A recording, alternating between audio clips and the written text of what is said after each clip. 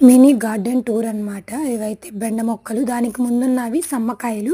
కాయలొచ్చినప్పుడైతే ఒకసారి మీ అందరికీ చూపిస్తాననమాట. ఇదంతా అయితే టమాటా నారనమాట. టమాటా నారు వంగిపోయిద్ది గదా! అలా వంగిపోకుండా కర్రలతో నుంచోబెట్టేసి తాళ్ళు సాయంతో అలా అయితే పాకించారు. ఇదంతా అంతకుముందు పాత బెండకాయలనమాట. ఇంకా కాయలయిపోతే వదిలేసారు అలాగా. ఇదైతే చెట్టు తెలుసు కదా! వాక్కాయ చెట్టు. అదిగోండి కాయలైతే ఉన్నాయి. భలే చెర్రీ రెడ్ కలర్‌లో అయితే ఉంటాయనమాట. ఇంకా అలానే చాలానే చెట్లయితే ఉన్నాయి. మర్రి చెట్టు, నిమ్మ చెట్టు అదైతే.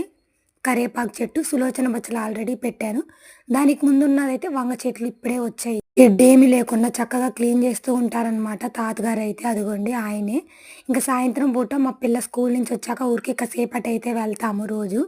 ఎప్పటికప్పుడే గెడ్డంతా కోసేస్తూ ఉంటారు. ఆ ఏజ్‌లో మనమైతే ఎలా ఉంటామో తెలీదు గానీ, ఆయనైతే చాలా యాక్టివ్‌గా పనంతా అయితే చేసుకుంటారు అలాగా. సీజన్‌కి తగ్గట్టు అన్ని రకాల కూరగాయలైతే పెంచుతూ ఉంటారు. వీడియో గనక నచ్చినట్టయితే లైక్ చేసి సబ్స్క్రైబ్ చేసుకోండి. బాయ్.